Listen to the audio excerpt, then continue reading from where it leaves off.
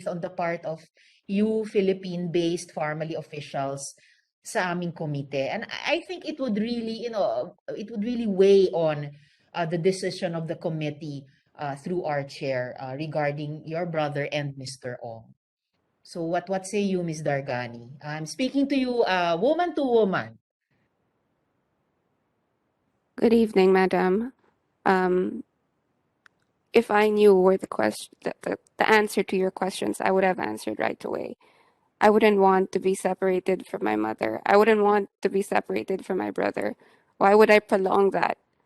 After I'm going through so much that I'm all alone, I have no one to talk to.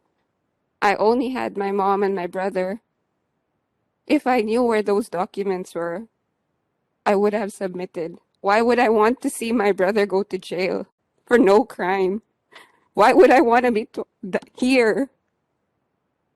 I need to save myself before I can save others, but I don't know where the documents are.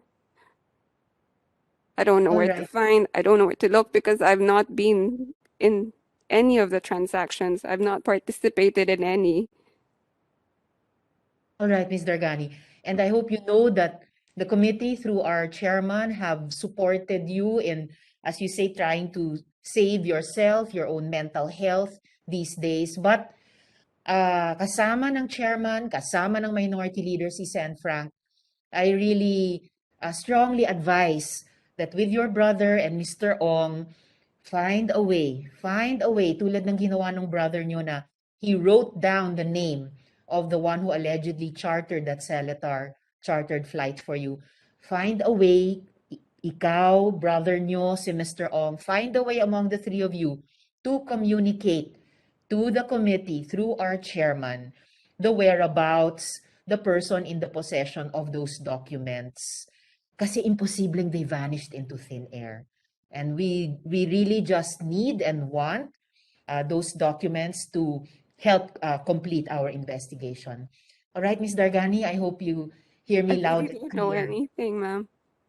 Yes, I If hear I you do, that you don't know something about it. But if among the three of you, you could, of course, give yeah, the committee some useful information so that we can procure those documents. I would give it because I don't want to be separated from my mom and my brother. All right, Ms. Dargani, I hear you too. I hear you too. Okay, Mr. Dargani, Mr. Ong, pakinalang, no?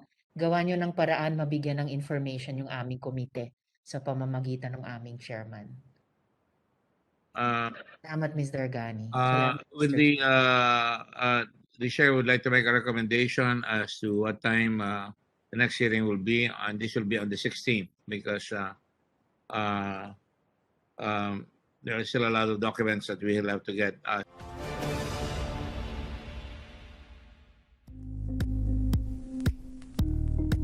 Thank you for watching Politico TV. Please like and subscribe to our channel for more videos.